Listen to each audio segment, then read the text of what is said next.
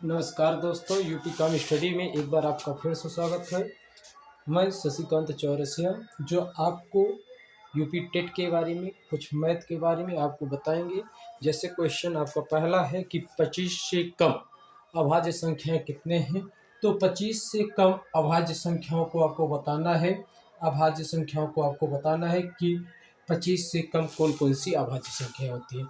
जैसे 2 हुआ आपका, 3 हुआ, 5 हुआ, 7 हुआ, 11 हुआ, 13 हुआ, 17 हुआ, 19 हुआ, 23 हुआ। ये आपके कितने हो गए? ये आपके 1 2 3 4 5 6 7 8 9, कुल कितने हो गए? 9। अभाज्य संख्याएं क्या होती हैं? अभाज्य संख्याएं वे संख्याएं होती हैं जिसको आप गुणनखंड करें तो एक और स्वयं से हो। जैसे एक से हो और स्वयं से हो, ठीक है। उसका गुणनखंड किससे हो? एक से और स्वयं से। दूसरा सवाल आपका है, दूसरा सवाल है कि एक सबसे छोटी अभाज्य संख्या क्या होती है। सबसे छोटी अभाज्य संख्या के बारे में अगर पूछता है तो सबसे छोटी अभाज्य संख्या क्या है, ऑप्शन में आपको दिया रहेगा। तो सबसे छोटी अभाज्य संख्या क्या होता है आपको पता होना चाहिए। सबसे छोटी अभाज्य संख्या 2 है। क्या होता है? सबसे छोटी अभाज्य संख्या 2 होता है।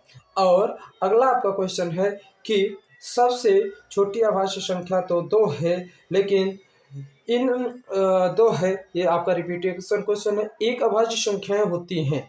एक अभाज्य संख्याएं क्या होती हैं? एक अभाज्य संख्याएं क्या होती हैं? तो धनात्मक होती हैं। एक अभाज्य संख्याएं क्या होती हैं?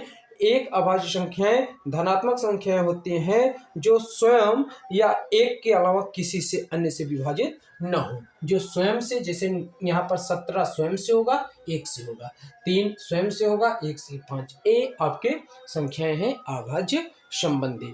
और आपको एक क्वेश्चन और इससे संबंधित बताते हैं कि अभाज्य संख्याओं में अगर कहे कि 1 से लेकर 30 तक, कितने तक? 1 से लेकर 30 तक। 1 से लेकर 30 तक कितने अभाज्य संख्याएं हैं? तो आपको पता है यहाँ 23, 23 के बाद आपका बन जाएगा 27, 27 के बाद आपका बन जाएगा 29। तो टोटल कुल कितने हो जा रहे हैं इसके अभाज्य? सॉरी, 27 नहीं, 29। क्यों? क्योंकि 27 9 का विभाज्य, 29। टोटल कितने हो जा रहे हैं आपके?